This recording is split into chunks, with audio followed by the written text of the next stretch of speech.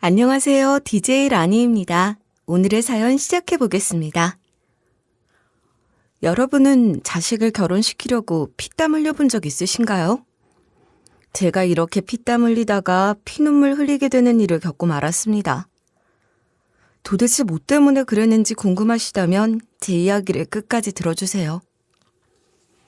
결혼 7년 만에 시험관으로 낳은 딸을 애지중지하면서 키웠어요. 그렇게 애지중지하면서 키웠기 때문일까요? 딸이 자존감이 높은 편이라서 자기가 하고 싶은 건 무조건 해야 하는 성격이었어요. 우리 딸이 남편이 반대하는 직업을 가졌거든요. 사실 딸이 대학을 졸업할 무렵부터 남편이 늘 이런 식으로 말하긴 했었어요. 다른 애들은 이미 취업했다고 하던데 넌 왜 깜깜무소식이냐? 좋게 말할 때 소설가 될 생각하지 말고 공무원 시험 준비해라. 안정적인 직업이 최고다. 남편이 이러면서 글이 정 쓰고 싶으면 출판사나 신문사 같은 곳을 알아보라고 했는데요. 그러니까 딸이 고개를 저으면서 이렇게 대답하는 거예요. 아빠, 난 소설가가 될 거야. 글을 쓰면서 살고 싶어. 아빠가 문창과 가는 것도 반대해서 국문과 갔는데 왜 그러는 거야? 딸이 이러니까 저는 또 둘이 언성을 높이면서 싸울까 봐 걱정됐죠. 남편이 그 말을 듣고 나서 한숨을 쉬면서 이렇게 반응했는데요.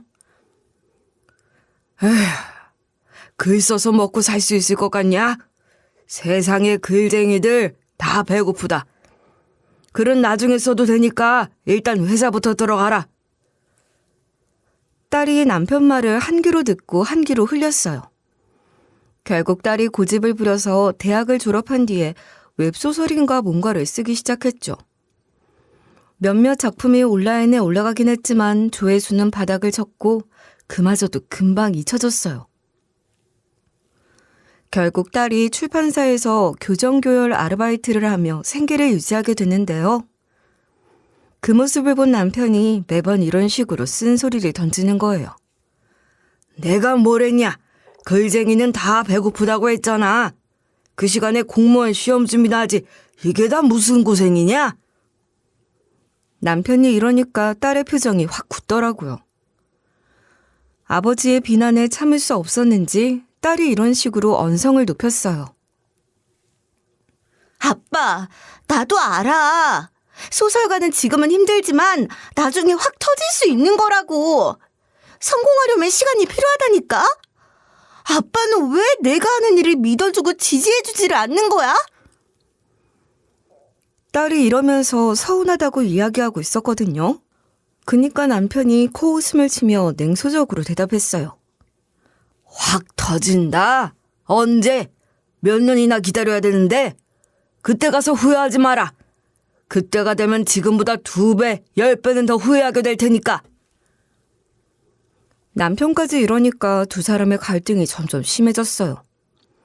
딸은 아버지의 기대에 부응하지 못한다는 죄책감과 자신의 꿈을 지키고 싶다는 욕망 사이에서 갈등했고, 남편은 현실적이고 안정적인 길을 강요하면서도 딸의 태도에 실망을 감추지 못했는데요.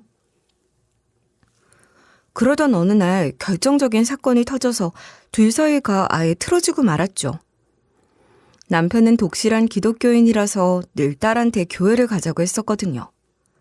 하지만 딸이 이런 식으로 한사코 거절했었어요. 아빠, 난 교회 다니기 싫어. 교회에 왜 가는지도 모르겠고 그 시간에 글이라도 한 줄 더 쓰는 게 나을 것 같아. 딸이 이러면서 자기는 빼고 교회에 다녀오라고 했는데요. 그러니까 남편이 그 말을 듣고 얼굴이 굳어지더니 이러는 거예요. 상황이 이렇게 힘들면 교회에 가서 기도할 생각을 해야지. 인생을 여기서 더 망치고 싶냐? 이래놓고 점이나 보러 다니면 어쩌자는 거야? 남편이 이러면서 딸이 기도도 안 하고 부모 말도 안 들으니까 일이 안 풀리는 거라고 했어요. 그러니까 딸이 이런 식으로 더 고집스럽게 이야기하는 거예요. 아빠, 난 나름대로 생각이 있어서 이러고 있는 거야. 내가 오죽하면 점 보러 다니겠어? 아빠한테 털어놓는 것보다 전 보는 게 나한테 위안이 되니까 그런 거겠지. 딸이 이러면서 남편의 참견을 견디기 어렵다고 하는 거예요. 그러니까 남편이 화를 참지 못하고 소리쳤어요. 뭐? 전 보는 게 위안이 된다고? 그게 무슨 위안이야? 하나님께 기도하면 모든 답을 얻을 수 있어. 왜 미신에 의지하는 건데? 남편이 이러면서 딸이 하고 다니는 짓이 어이가 없다고 했어요. 그러니까 딸이 지지 않고 이렇게 대답하는 거예요. 아빠, 제발 내 삶에 간섭하지 마. 내가 뭘 믿어야 할지 뭘 믿지 말아야 할지는 내가 결정해. 하는 일이나 종교나 뭐든 간에 나한테 이래라 저래라 하지 말라고. 딸이 이러니까 이후에 두 사람 사이에 생긴 골이 깊어졌어요. 남편이 계속해서 교회에 가자고 설득했지만 딸은 점점 더 완강하게 거절했는데요. 하지만 남편이 딸을 포기할 수 없다면서 계속해서 이런 식으로 설득하려고 했죠. 한 번만이라도 나랑 같이 가서 예배드리자. 하나님께 기도하는 게 너한테 도움이 될 거야. 아빠가 괜히 이러는 게 아니라니까. 남편이 이렇게 사정하기까지 했지만 딸은 이미 마음을 돌린 상태였어요. 게다가 딸이 이런 식으로 냉정하게 대답하더라고요. 그만해, 아빠. 난 교회에 다니고 싶지 않다니까? 왜 이렇게 강요하는 거야? 교회에 다니면 도대체 뭐가 변하는데? 그러던 어느 주일 남편이 끊임없이 교회에 가자고 하니까 딸이 반항심이 생겼나 봐요. 딸이 일부러 교회에 노출이 심한 옷을 입고 간 거예요. 남편은 그런 딸의 모습을 보고 놀란 눈으로 쳐다봤지만 말없이 예배를 드리려고 했어요. 그런데 바로 그때 딸이 더한 행동을 했어요. 예배당 안에서 갑자기 가방을 열더니 타로 카드를 꺼내 테이블 위에 올려놓은 거예요. 남편이 그 모습을 보고 더 이상 참지 못하고 자리에서 일어섰어요. 그리고 딸한테 나가자고 이야기하길래 저도 얼른 같이 나왔죠. 교회 밖으로 나오고 나서야 남편이 이런 식으로 목소리를 높였어요. 너 지금 아빠랑 어디 한번 해보자는 거지? 그따위 짓 할 거면 교회에 나오지 말아라. 나중에 제발 같이 가자고 말해도 같이 다닐 생각 없으니까 여기 근처는 올 생각도 하지 마. 남편이 이런 식으로 씩씩대고 있는데 딸도 같이 화를 내더라고요. 이번만큼은 말대꾸하지 않길 바랐는데 딸이 이러는 걸 보고 한숨을 쉬고 말았어요. 내가 바라던 바야. 난 아빠가 나한테 교회 이야기 그만하기 바라서 이런 거라고. 아빠가 나한테 교회 가라고 강요하지 않았으면 이런 일도 없었을 거야. 딸이 이러니까 남편이 말없이 딸을 쳐다봤고 딸도 더 이상 말을 하지 않았어요. 그날 이후로 남편이 더 이상 딸에게 교회에 가자고 하지 않았죠. 하지만 그 대신 두 사람의 관계는 돌이킬 수 없을 만큼 나빠졌어요. 남편이랑 딸이 저 때문에 만나도 서로 눈도 잘 마주치지 않았고 대화도 거의 나누지 않았는데요. 그런 우리 남편과 딸의 사이가 좋아지게 만들어준 사람이 바로 지금의 예비 사이였어요. 저도 제 딸이지만 어떻게 우리 딸같이 자유분방한 애가 예비 사이처럼 반듯한 사람을 사귀었는지 신기하더라고요.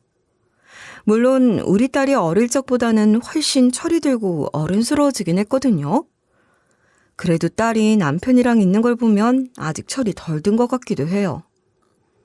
딸이 남편이랑 붙기만 하면 분위기가 싸해져서 기가 다 빨릴 지경이었어요. 예비사에도 그런 싸한 분위기를 느낀 모양이더라고요. 처음엔 딸이 저한테만 예비사회를 소개시켜주길래 제가 이런 식으로 권유했거든요. 혜진아, 아무리 그래도 나한테만 남자친구 소개시키면 되겠니?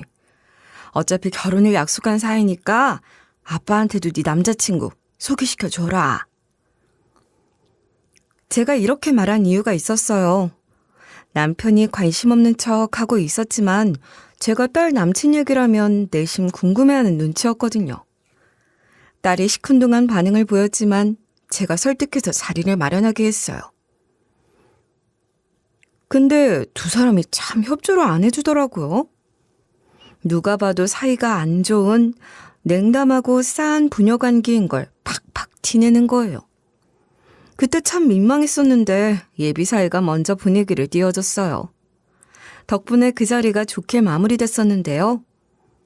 그런데 그 후로 예비 사이한테 전화가 온 거예요. 제가 그때 예비 사이랑 이미 몇 번 만난 후였기 때문에 서로 번호 교환도 했었으니까 연락이 된 거죠. 전화를 받아보니까 예비 사이가 저한테 이런 말을 다 건네더라고요. 장모님, 제가 따로 할 말이 있는데 만날 수 있나요? 다름이 아니라 저희 혜진이랑 장인어른 때문에 이야기하고 싶은 게 있어서요. 예비 사이가 이러길래 무슨 일인가 싶었죠. 그래서 식당에서 만났는데 예비 사이가 이런 말을 꺼내더라고요. 혜진이랑 장인어른 사이가 개선됐으면 좋을 것 같아서요. 혜진이가 제 앞에서 우리 아빠가 고지식하고 갑갑한 인간이라고 투덜댔는데 은근 신경 쓰는 게 느껴져서요. 장인어른 이야기를 자주 하더라고요. 예비 사이가 이러면서 아무래도 다른 사람도 아니고 아버지니까 마음 쓰는 게 보이는 것 같다고 했어요. 그래서 제가 이런 식으로 툴툴 댔었거든요. 우리 남편도 똑같아. 서로 가족이니 좋게 지내면 되는데 아유, 진상들이 왜 그러고 사는지 모르겠어. 마음 같아서는 화해시키고 싶은데 어떻게 자리를 만들어도 분위기가 냉랭해지니까 힘들다. 제가 이러면서 외식 가서 싸웠던 얘기를 막 꺼냈는데요. 그러니까 예비 사이가 이런 제안을 다 하는 거예요. 제가 화해할 수 있는 자리를 만들어 볼게요. 제가 저번에 아버님하고 만났을 때 등산을 좋아하신다고 들었어요. 넷이서 같이 등산을 가보는 게 어떨까요? 저는 거절할 이유가 없었지만 우리 남편이 그걸 수락할까 싶었거든요. 저야 예비 사이랑 많이 가까워졌다지만 남편은 이제 고작 한 번 봤을 뿐인데 넷이서 등산하자고 하면 남편이 받아들일까 싶었어요. 그냥 식당에서 밥 먹는 거랑 등산이랑은 또 다르잖아요? 그래서 제가 손사래를 치면서 이런 식으로 대꾸했었는데요. 아유, 우리 넷이서 등산 간다고 하면 가겠어? 바로 안 가겠다고 할걸? 나는 몰라도 우리 그이는 니들끼리 다녀오라고 할 거다. 제가 이러면서 예비 사이에게 괜히 신경 쓰지 말라고 했거든요. 그런데 예비 사이가 웃으면서 이리 대답하는 거예요. 제가 아버님한테 잘 이야기해 볼게요. 설득할 자신 있으니까 걱정하지 마세요. 혹시 아버님 번호 좀 알려주실 수 있나요? 예비 사이가 워낙 자신만만하게 답하길래 제가 남편 번호를 알려줬죠. 그러니까 그 다음날 저녁에 남편이 갑자기 저를 부르더니 이런 이야기를 다 꺼내더라고요. 예비 사이가 딸이랑 당신이랑 다 같이 등산 가자고 하더라. 이번 주 주말에 가져가던데 그때 약속 없지? 남편이 이러면서 약속 없으면 같이 산 타고 오자는 거예요. 그거 보고 감탄했었어요. 저 고지식한 인간도 구워 삶았구나 싶더라니까요. 그렇게 다 같이 등산을 하러 가게 됐는데 두 사람 사이의 공기만 아주 차디 차더라고요. 역시 좋은 자리를 마련해도 사람들이 안 따라주면 소용이 없구나 싶었죠. 그런데 하산하는 길에 예비 사이가 갑자기 제 쪽으로 와서 이러는 거예요. 장모님, 우리 그냥 먼저 가버려요. 두 사람만 있을 시간이 있어야 할 거 아니에요. 그래야 저 둘이 억지로라도 말을 할 것 같은데요. 예비 사이가 이러면서 제 손을 잡고 막 앞질러서 가버렸어요. 남편이랑 딸이 뒤에서 막 부르면서 따라오려고 했는데 사람들한테 가로막혀서 쉽게 내려오지를 못하는 거예요. 결국 우리가 먼저 도착해서 기다리고 있었거든요. 근데 남편이 딸을 업은 채로 내려오고 있는 거예요. 제가 깜짝 놀라서 얼른 다가가며 이렇게 물었는데요. 글쎄 다쳤어? 무슨 일이 있었길래 다친 거야? 아유, 또 내려오면서 서로 싸웠지? 말싸움하면서 내려오니까 이렇게 다친 거 아니야? 제가 이러면서 속상해가지고 딸 상태를 얼른 살펴봤거든요. 근데 딸이 울먹거리면서 이런 식으로 말하는 거예요. 아빠랑 같이 있기 싫으니까 얼른 엄마랑 오빠 따라잡으려고 앞서서 가다가 넘어졌어. 그러다가 발을 잘못 디뎌서 살짝 삔 것 같아. 내가 걸을 때마다 아파하니까 아빠가 업어줬어. 딸이 이러니까 남편도 뭔가 울컥한 표정이더라고요. 게다가 딸이 닭똥 같은 눈물을 뚝뚝 흘리면서 이러는 거예요. 그렇게 한참 동안 걸어 내려오면서 처음에는 아무 말도 안 하다가 아빠랑 많이 이야기를 나누게 됐어. 그러다가 각자 서운했던 점들을 털어놓게 됐는데 아빠가 나한테 종교를 강요하고 글 쓰는 일 그만두라고 했던 걸 사과했어. 나는 또 아빠 말 안 듣고 자기 고집대로 다 하고 짜증냈던 거랑 교회에 일부러 노출 있는 옷 입고 가서 타로카드 들고 가서 미안하다고 했고. 딸이 이러길래 제가 등을 토닥여주면서 그래, 아빠랑 화해하고 네 몸 멀쩡했으면 됐다. 일단 치료받으러 가보자고 했는데요. 그 길로 바로 딸이 병원에 들린 다음에 깁스를 하게 되긴 했거든요. 그런데 남편을 볼 때마다 죽상을 하고 있던 딸 표정이 한결 편안해 보였어요. 그날 이후로 딸이랑 남편이 사이가 괜찮아졌죠. 물론 둘 다 의견 차이가 극과 극인 편이라서 언성이 높아지긴 했어요. 그 후로도 종교랑 가치관 문제 때문에 싸우려고 하면 예비 사이가 딸과 남편 사이를 왔다 갔다 하면서 둘의 사이를 풀어주더라고요. 예비 사이가 그 이후에도 우리를 자주 찾아뵈면서 남편하고도 친해졌거든요. 그래서 웃기게도 딸이랑 남편 둘 다 예비 사위한테 연락해서 서로에게 불만인 점을 하소연하는 거 있죠. 예비 사위가 딸한테는 이렇게 맞장구를 치면서 남편 편을 들어주는 거예요. 장인어른이 왜 그러신데? 그래도 부모라서 걱정돼서 하는 말이니까 너무 그렇게 듣지 마. 다른 사람은 자기가 그런 거 신경도 안 쓸걸? 예비 사위가 이러니까 딸도 어느 정도 맞다고 생각했나 봐요. 투덜대는 소리가 쏙 들어갔다고 하더라고요. 그리고 예비 사위가 남편 앞에서는 처음엔 고개를 끄덕이다가 이렇게 슬쩍 딸 편을 들었대요. 장인어른이 맞는 소리 하셨어요. 그런데 혜진이 가수는 웹소설이 잘 안 되다 보니 고민이 많아서 점에 더 매달리는 것 같아요. 사람마다 자기만의 도피처가 있잖아요. 이 또한 고난과 역경일 수 있으니 한번 지켜봐 주세요. 지금은 점에 저렇게 매달리지만 아버님하고 사이가 좋아지면 같이 교회에 다닐지도 몰라요. 그러니까 혜진이가 좀 부족해도 예쁘게 보고 감싸주세요. 예비 사위가 이러니까 당연히 남편 마음도 풀어졌죠. 심지어 남편이 예비 사위에 대해서 이렇게 말한 적도 있어요. 종훈이 그놈이 참 괜찮은 놈이야. 처음엔 그저 그런 놈인 줄 알았는데 보면 볼수록 매력이 있네. 인성도 좋고 예의도 바르고 우리 딸이랑 결혼시키면 딱이겠어. 남편이 이러길래 저도 그렇게 생각한다고 수긍한 적이 있는데요. 이렇게 예비사위가 중간다리 역할을 확실하게 해줘서 집안 분위기가 예전보다 훨씬 좋아졌어요. 이런 일이 있었기 때문에 딸이 예비사위를 데리고 와서 결혼 허락을 해달라고 했을 때 바로 오케이 했었죠. 그 후로도 예비사위가 저랑 남편한테 참 잘했어요. 어느 날은 예비사위한테 전화가 와서 받아봤더니 이런 약속을 잡게 됐어요. 장모님, 이번 주 주말에 같이 놀러 가요. 어머님이랑 아버님 데리고 가고 싶은 카페가 있거든요.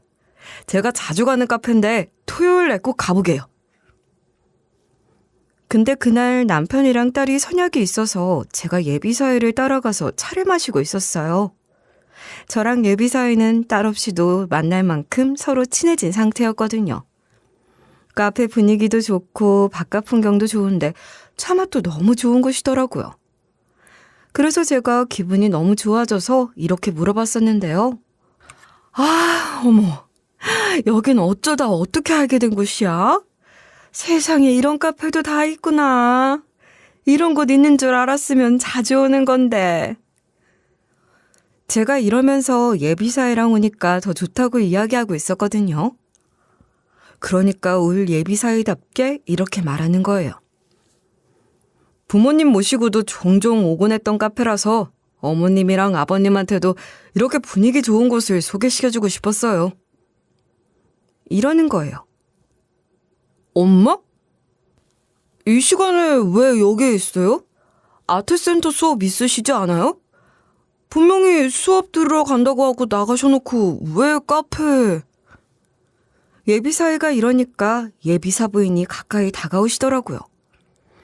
그러고 나서 예비사 부인이 예비사위랑 저를 번갈아 쳐다보면서 이랬어요. 강사님이 아프셔서 휴강이라고 하시는 바람에 여기서 약속 잡고 친구 만나기로 했어. 근데 여기서 널 마주칠 줄은 몰랐네. 옆에 분은 누구셔? 예비사위가 엄마라고 불렀으니까 당연히 예비 사부인이겠구나 싶은 거예요. 그래서 바로 정중하게 이런 식으로 인사를 드렸는데요. 안녕하세요. 종훈이 어머님 되세요? 그럼 저한테는 사부인 되시겠네요. 종훈이 여자친구 혜진이 엄마입니다. 처음 뵙겠습니다. 제가 이러니까 분위기가 순식간에 살벌해졌어요. 예비 사부인이 도끼 눈을 뜬 채로 이런 식으로 막 뭐라고 했거든요. 뭐? 너 아직도 걔랑 만나고 있냐? 내가 분명히 헤어지라고 하지 않았어. 지금 엄마 말 무시하는 거야? 엄마 말이 말 같지도 않았던 거지? 예비 사부인이 이러길래 저도 엄청 당혹스러워하고 있었거든요. 그런데 예비 사부인이 심지어 우리 딸에 대해 이런 막말을 하기 시작했어요. 너는 웹소설 나부랭이년 만나지 말라고 그렇게 말했는데도 왜 이렇게 말을 안 들어?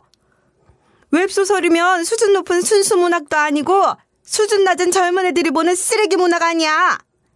그만 만나라고 하니까 오히려 한술 더 떠서 웹소설 나부랭이 엄마까지 만나는 거냐? 왜 이렇게 수준 낮은 사람들하고 어울리냐고. 예비 사부인이 이러면서 예비 사위한테 손가락질까지 하고 있는 거예요. 그 말을 듣고 저도 눈깔이 획 돌아서 이렇게 말해버리고 말았어요. 사부인, 지금 뭐라고 하셨어요? 울 딸이 지금 여기 없어서 망정이지 그런 망언을 하는 게 어디 있어요? 게다가 엄마인 내가 이렇게 버젓이 보고 있는데 이건 너무 경우 없는 짓 아니에요? 제가 이러면서 올해 들어서 이렇게 예의 없는 사람은 처음 봤다고 막 소리를 질렀는데요. 그러니까 예비 사부인이 코웃음을 치면서 이러는 거예요. 내가 좋게 말할 때 안 들으니까 쪽을 줄 수밖에 없죠. 지능이 딸려서 내가 헤어지라고 해도 안 헤어지는 거 보세요. 나한테 한번 큰 코 다쳐봐야 우리 아들 놔줄 거 아니에요? 우리 아들 인생 망치지 말고 그냥 깔끔하게 헤어지라고 전해주세요. 예비 사부인이 이러면서 우리 딸 조건을 좀 생각하래요. 자기 아들이 100배 아깝다는 소리를 해대서 제가 이렇게 윽박 지르고 말았어요. 이 사람 진짜 미친 거 아니냐? 나도 당신네 같은 집안에 시집 보낼 생각 없으니까 착각하지 마세요. 당신이야말로 우리 딸 인생 망치지 말고 접근하지 말라고요. 우리 딸한테 전화나 문자로 함부로 욕하거나 막말하면 당신 고소할 거예요. 제가 이러니까 예비 사부인 얼굴이 불그락 변해가는 거예요. 이 다음에 딸한테 바로 전화해서 이렇게 소리 지르고 말았는데요. 혜진아, 예비 사부인이 개인적으로 연락해서 욕하거나 막말한 거 있어? 전화나 문자 싹 다 나한테 넘겨라. 나 이대로 못 넘어간다. 이 사람 참교육해줘서 정신 차리게 해줘야겠다. 제가 이러면서 예비 사부인 때문에 결혼 못 시키겠다고 했는데요. 그러니까 울 딸이 이런 식으로 황당해하고 있었어요.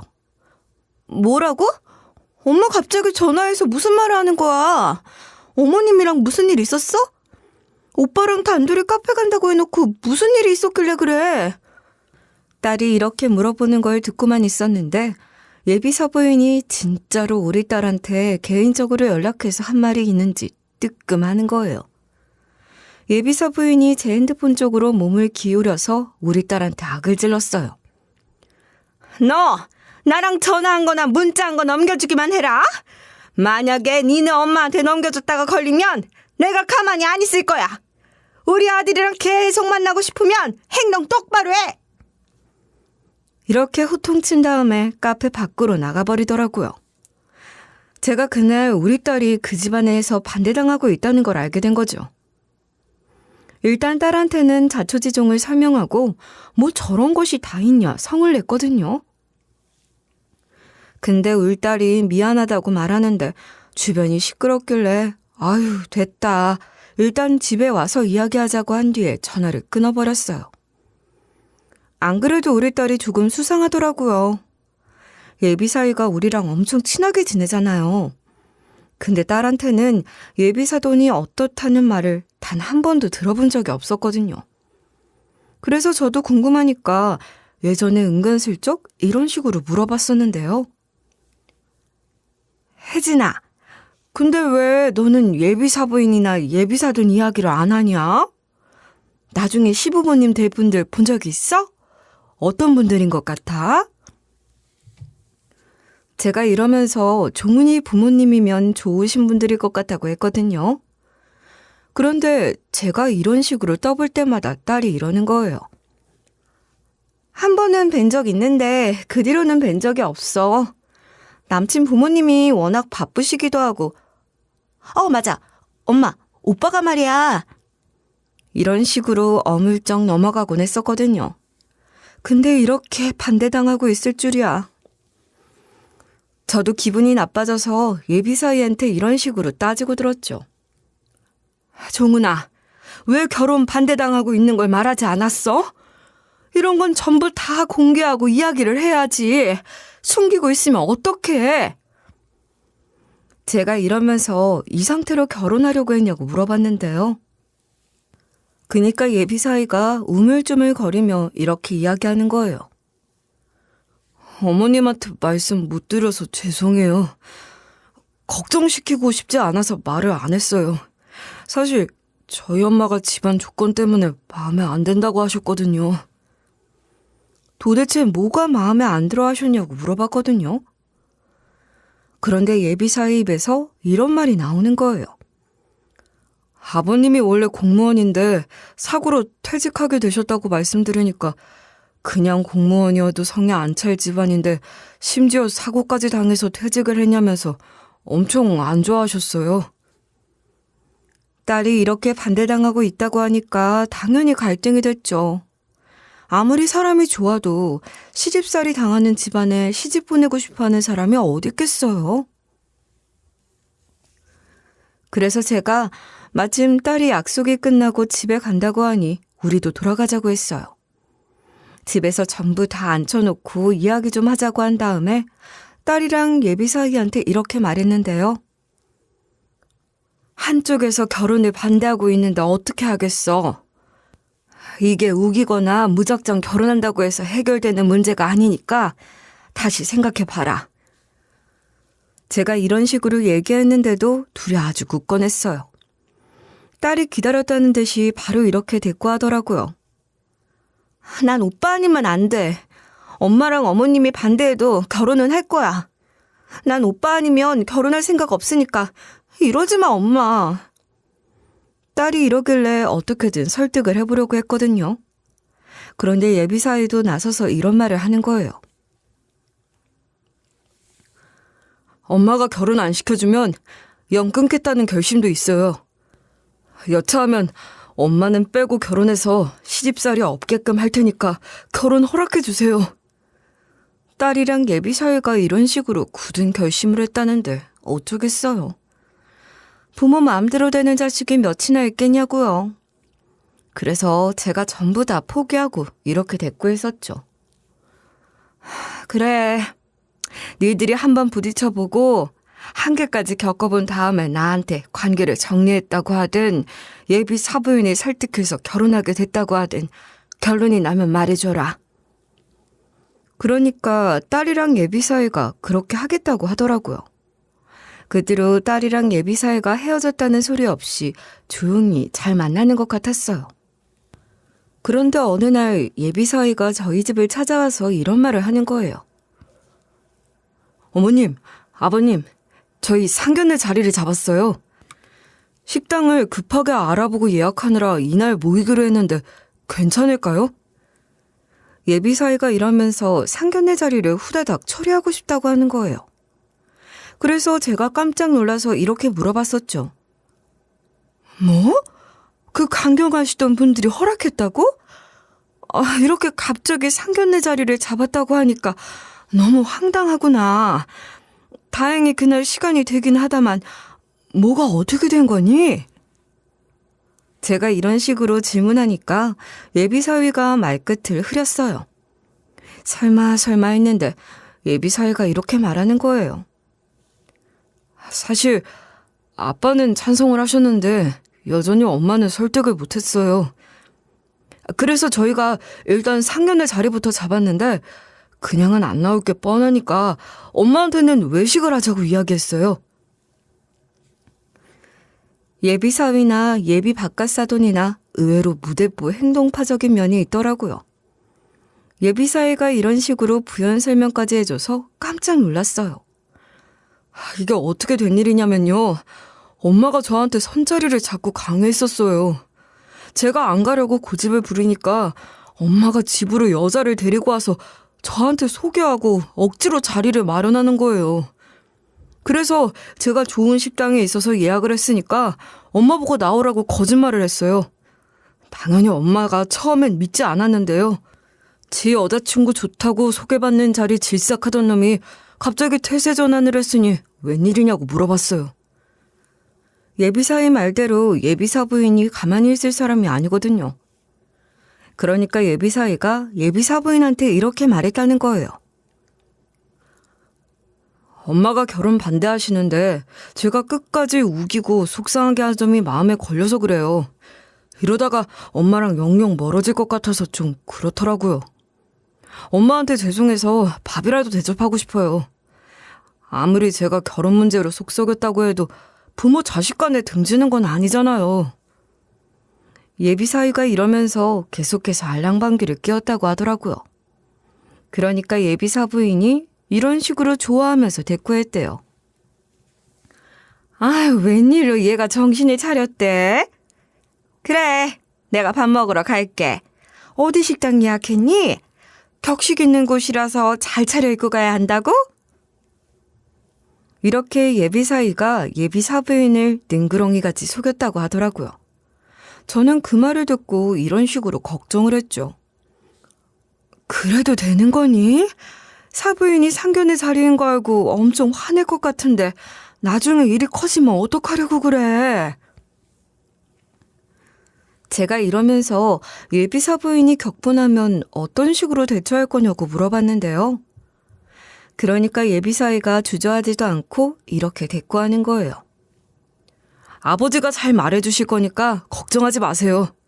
제가 알아서 잘 해결할게요. 걱정되시겠지만 저만 믿고 맡겨주세요. 예비사위가 이런 식으로 남편이랑 저를 설득시키니 결국 넘어가고 말았어요. 그래서 예비사위에게 이렇게 대답했었죠. 알겠다. 다른 사람도 아니고 우리 예비사위가 하는 말이니까 믿어줘야지. 상견례 날짜랑 장소 알려줘. 남편이랑 같이 늦지 않게 갈게.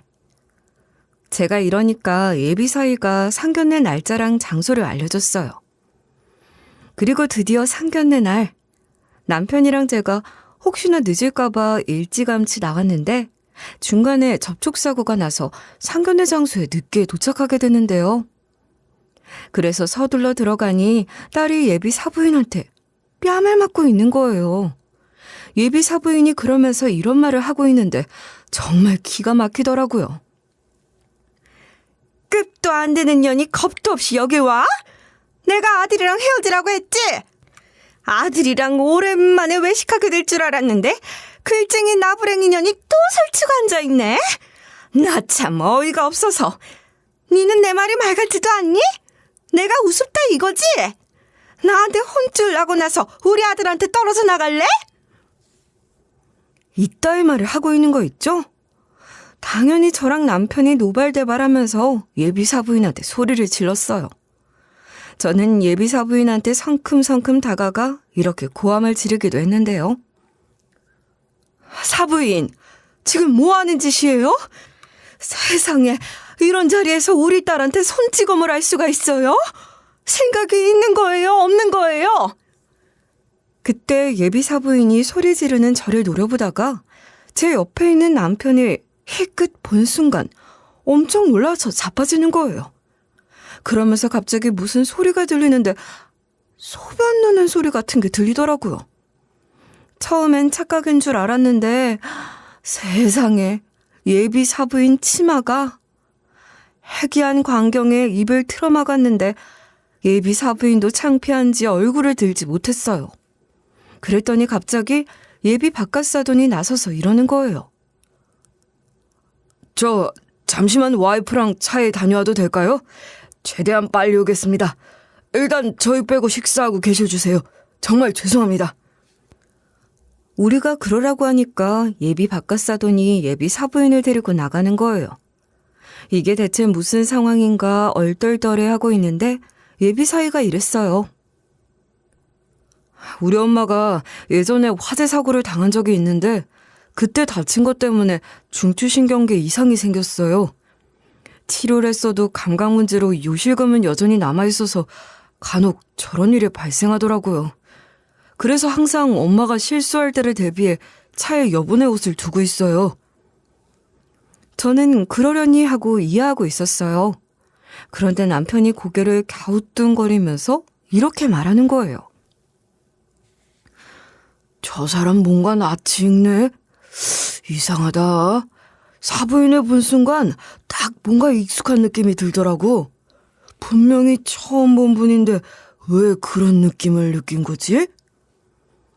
남편이 이러면서 곰곰이 생각해 보더라고요. 그래서 저도 의아스러운 표정으로 남편에게 이렇게 묻고 있었는데요. 뭐가 낯익어? 어디서 본 적이 있나? 그냥 닮은 사람 아니야?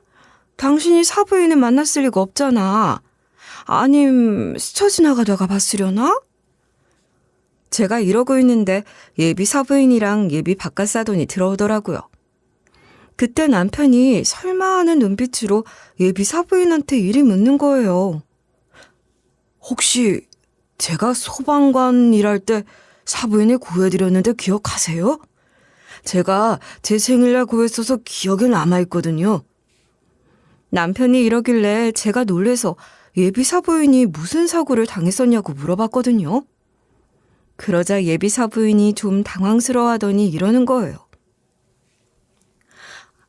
네, 맞아요. 저도 기억나요. 그때 감사했습니다. 그때 화재 사고가 났었는데 사돈이 도와주셨어요. 이렇게 뵙게 될 줄은 몰랐는데 신기하네요. 예비 사부인을 구해준 사람이 우리 남편이었다니 놀라고 있었거든요. 예비 사부인이 맞다고 하자 남편이 갑자기 표정이 일그러지더라고요. 그리고 남편이 이런 식으로 일침을 날리기 시작했어요. 역시 그분이 맞으셨군요. 잘 살길 바랐지만 이런 식으로 다시 만나게 되니 기분이 썩 좋지 않네요. 위험한 사고에서 목숨을 건지셨던 만큼 다른 사람에게 감사하는 마음으로 살길 바랐는데 다시 만난 사모님은 그렇게 살고 있지 않는 것 같아서 아쉽습니다. 저는 사모님이 이렇게 남의 귀한 집 딸에게 손찌검 하라고 구해준 건 아니었는데 말이에요. 그러자 예비 사부인이 가만히 있지 못하고 엄청 쩔쩔맸어요.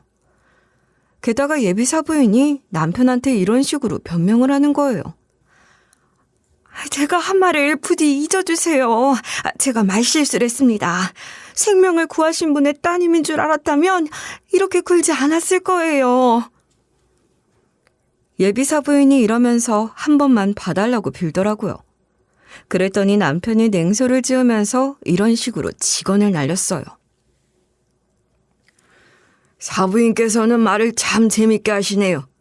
그럼 만약에 제가 그 소방관이 아니었다면 남의 집 딸에게 함부로 대해도 된다는 말씀이신가요?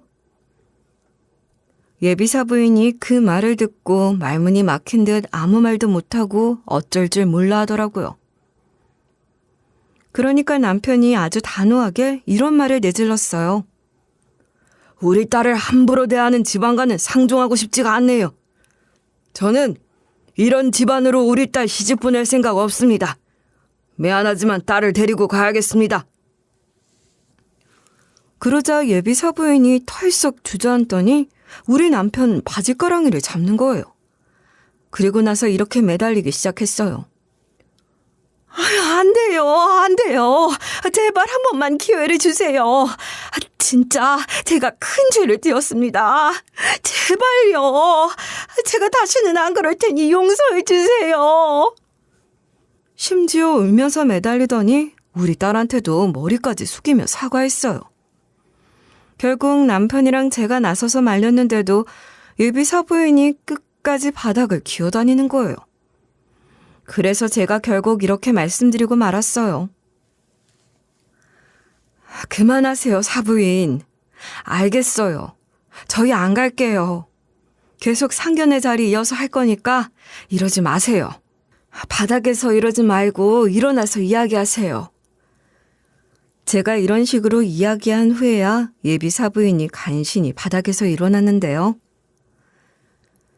예비 사부인이 우리 남편을 보고 나서 우리 부부한테 겁나 공손해졌어요.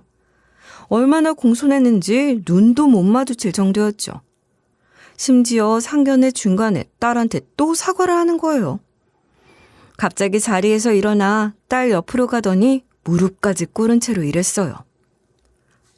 혜진아, 내가 결혼 반대해서 미안하다. 예비 며느리 너라면 언제든지 결혼해도 좋아.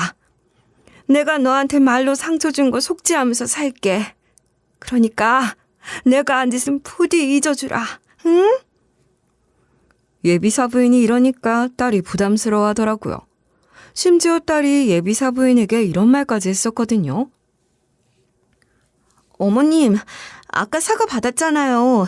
그만 사과하셔도 돼요. 무릎 꿇는 것도 그만하시고 얼른 일어나세요. 자꾸 이러시면 곤란해요. 딸이 이랬는데도 예비사 부인이 계속해서 사과하는 거예요. 게다가 제 옆으로 와서도 넙죽 엎드린 채로 이랬어요. 제 목숨을 구해준 분의 부인인 줄 알았으면 이렇게 대하지 않았을 거예요. 따님한테 글쟁이 나부랭이니 뭐니 그런 말을 하면서 무시하고 헐뜯어서 죄송해요. 카페에서 한 말이나 상견례 자리에서 한 말 전부 다 사죄할게요. 제발 제 사과를 받아주세요. 180도 바뀐 예비 사부인의 태도에 어이가 없었죠. 애초부터 예비 바깥사돈이랑 우리 부부는 결혼을 허락했었잖아요. 예비 사부인이 결혼 허락하겠다는 입장이니 우리 딸이랑 예비 사이가 결혼하기로 결정됐어요. 그런데 좀 이상한 부분이 있었어요. 단순히 공손하다기에는 약간 두려움에 떨고 있는 느낌이더라고요. 가끔씩 예비 사부인의 손이 벌벌 떨리고 있었어요. 아무리 생각해봐도 예비 사부인이 떨 이유가 없어서 제 착각인가 했는데 우리 남편이 상견례가 끝나고 나서 이런 말을 하는 거예요. 사실 내가 예비 사부인의 비밀을 알고 있었어. 그래서 사부인이 갑자기 저렇게 저자세로 나오는 거야. 절대 알려져서는 안 되는 비밀을 내가 알고 있거든. 남편이 이러면서 예비 사부인이 어지간히 이혼당하기 싫은 것 같다고 하더라고요. 그래서 제가 이게 뭔 소리인가 싶어서 이렇게 물어봤었는데요. 그건 또 뭔 소리야? 소방관일 때 사부인 구해준 거 말고도 또 만난 적 있어? 개인적으로 따로 알고 있었단 소리야? 제가 이러면서 귀를 쫑긋 세우고 있었거든요. 그러니까 남편이 기가 막히고 코가 막히는 이야기를 해주는 거예요. 예비 사부인 있잖아. 그때 상간남이랑 같이 있었어. 그때 펜션에서 사고가 났었는데 예비 사부인이 예비 바깥사돈한테 친구랑 같이 펜션 간다고 하고 상간남이랑 같이 갔었나 봐. 물론 예비 바깥사돈을 속이기 위해 실제 친구랑 같이 간 건 맞더라. 다만 거기에 상간남도 꼽살이 낀 형태였어. 남편이 이러면서 세상에 이런 우연이 다 있냐고 하더라고요. 저도 그 말을 듣고 깜짝 놀라서 이렇게 대꾸했었는데요. 어떻게 그렇게 자세히 알고 있어?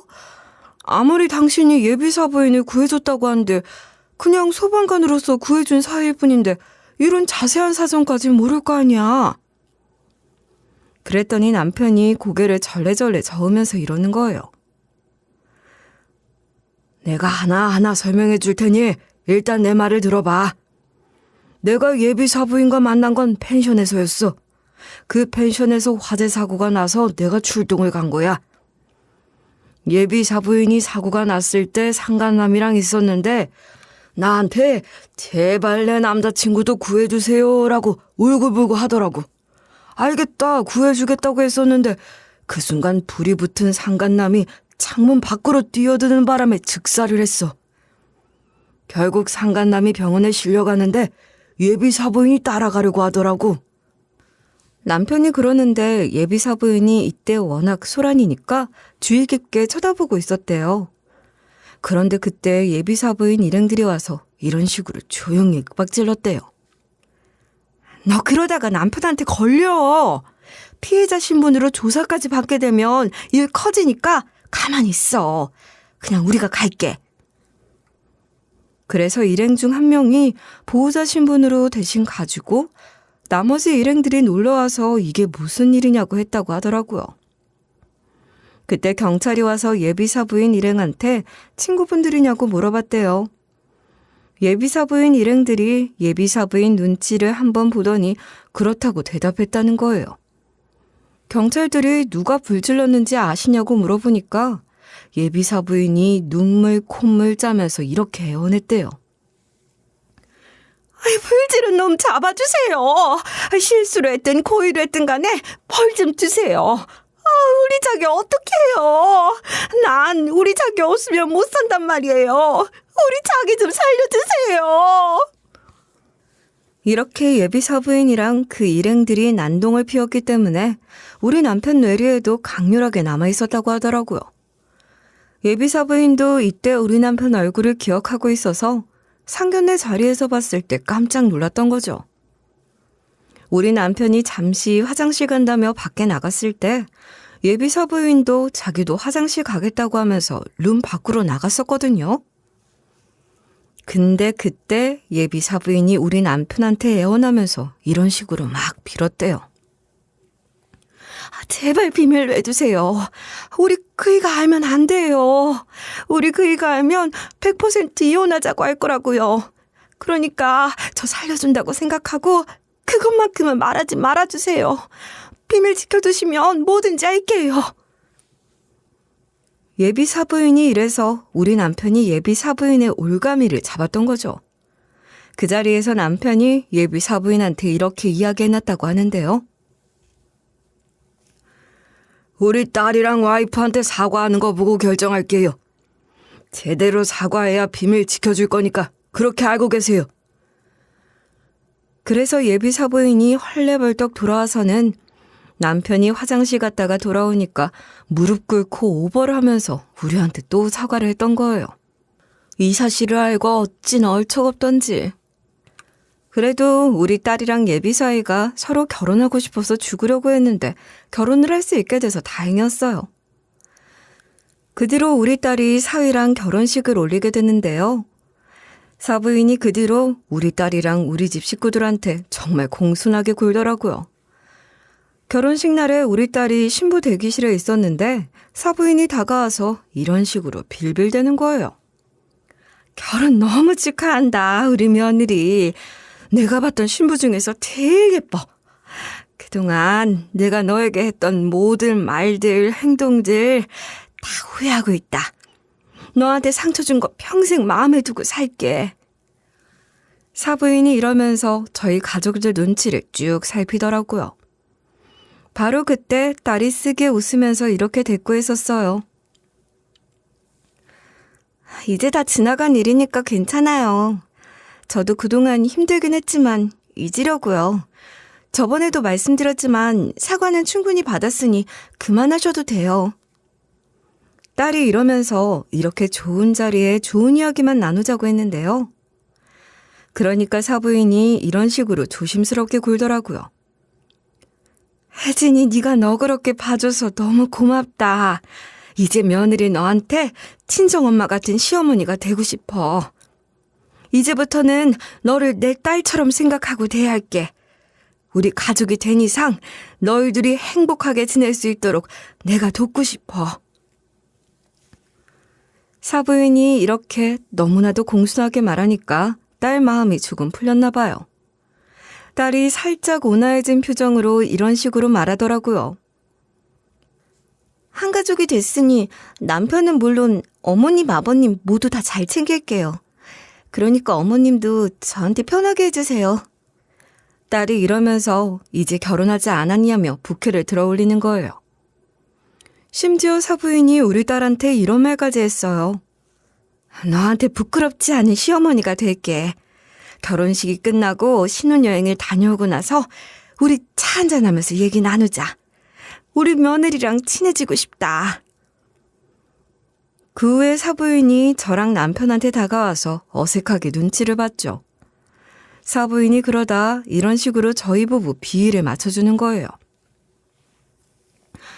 오늘 다행히 날씨가 좋네요. 딸이 너무 예쁘더라고요. 우리 아들이 저렇게 예쁜 딸이랑 결혼하게 된 게 천만 다행이에요. 우리 아들이 정말 결혼을 잘한 것 같아요. 내가 장가 보내는데 돈을 더 보탰어야 했는데 아쉬워요. 나중에 큰돈 생기면 우리 아들이랑 며느리를 위해 쓸게요.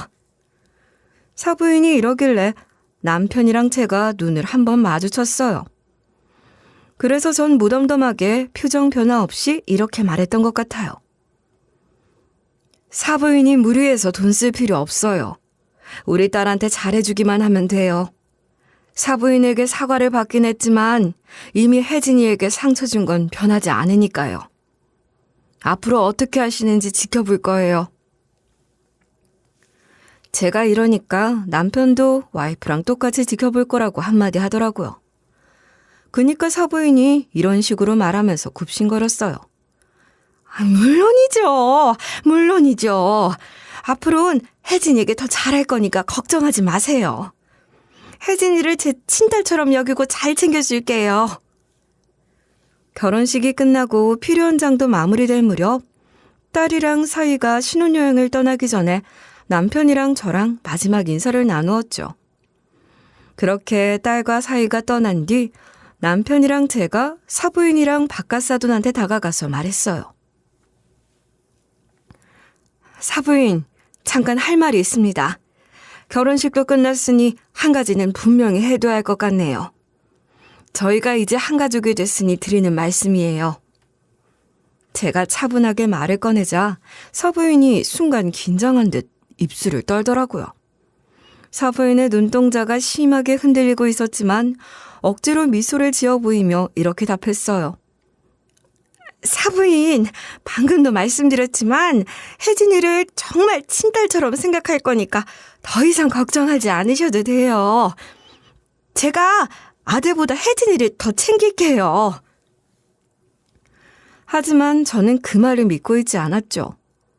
우리가 사부인 약점을 잡고 있으니까 숙이고 들어오는 게 다 보였거든요. 이미 여러 차례 딸에게 상처를 주고 우리 가족을 무시해왔던 사람이라서 언제든지 기회만 되면 뒤통수를 치고 다시 돌변할 사람이었어요. 그래서 제가 다시 한번 사부인의 눈을 똑바로 쳐다보면서 이야기했는데요. 사부인, 결혼식이 잘 끝났다고 해서 우리 혜진이한테 했던 일이 다 없어지는 건 아닙니다. 옛날처럼 혜진이한테 상처 주는 일이 다시 생기면 전 그때 절대 가만히 있지 않을 겁니다. 제 말이 끝나자마자 사부인의 얼굴이 확 굳어지는 거예요. 그리고 힐끔힐끔 바깥사돈 눈치를 보면서 이러더라고요. 사부인, 제가 그렇게 심한 말을 한 건 정말 죄송합니다. 앞으로는 절대 혜진이에게 그런 일이 없을 겁니다. 그러니까 제발 믿어주세요. 사부인이 식은땀을 흘리며 계속해서 고개를 숙였어요. 그 모습에서 두려움이 묻어나는 게 느껴지는 거예요. 제가 했던 경고가 사부인한테 확실히 와닿은 모양이었어요. 남편 역시 제 옆에서 침묵을 깨고 한마디를 더 했죠. 우리 혜진이는 며느리이기 전에 제 딸이라는 사실을 잊지 마세요. 사부인, 사람은 쉽게 변하지 않는다고들 합니다. 혜진이가 더 이상 상처받지 않도록 하세요. 이번엔 사과를 받아줬지만 2번은 없을 겁니다.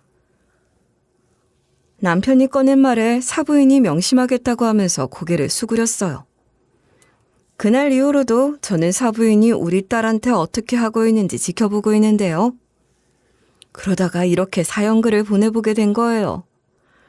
말이란 마치 날이 시퍼렇게 선 칼 같은 것이므로 자기를 다치게 하는 일이 많다는 것을 잊어선 안 된다고 하잖아요. 당나귀는 긴 귀를 보고 알 수 있고 어리석은 사람은 긴 혀를 보고 알 수 있다고 하죠. 그러니까 여러분도 말로 상처를 주는 사람을 집안에 들이게 될 때 저처럼 확실히 참교육해주고 경고한 다음에 들이시길 바랄게요.